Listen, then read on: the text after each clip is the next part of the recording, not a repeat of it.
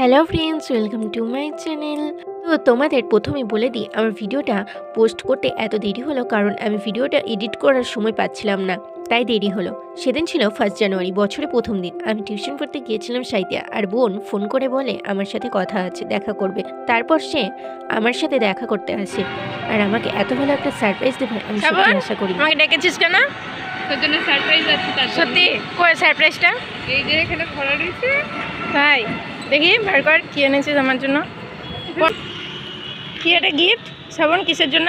তোর বার্থডে চলে গেছে 1.5 মাস আগে, তার জন্য 1.5 ও, মাস আমার- পর নিবারের দিন গিফটটা দিলাম।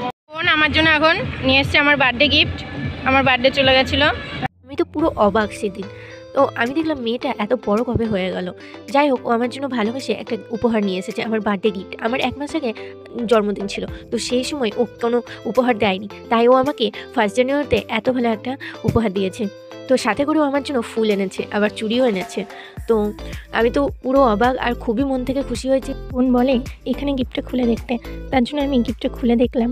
তো ভাবলাম তখন ভিডিও করা যাক, তো সেই কারণেই এই ভিডিওটা করা। তো তোমরা ভিডিওটা দেখতে থাকো। আর ও আমার জন্য এমনভাবে প্যাকিং করে গিফটটা এনেছে যে আমি খুলতে খুলতেই অবাক হয়ে যাচ্ছি। বারবার করে একটার উপর একটা প্যাকেট চেপে চেপে গিফটটাকে প্যাকিং করেছে। বোনের কাছ থেকে এত ভালোবাসা পাবো সত্যি ভাবিনি। তো মেয়েটা তো সবসময় ঝগড়া করে, তার জন্য ভাবলাম এই কবে এত বড় হয়ে গেল। বছরের প্রথম দিনটা আমার যে এত ভালো কাটবে আমি সত্যি আশা করিনি। আমার প্রথম দিনটা খুবই ভালো কেটেছে। তোমাদের বছরের প্রথম দিনটা কেমন কাটলো কমেন্ট বক্সে অবশ্যই কমেন্ট করে জানাবে।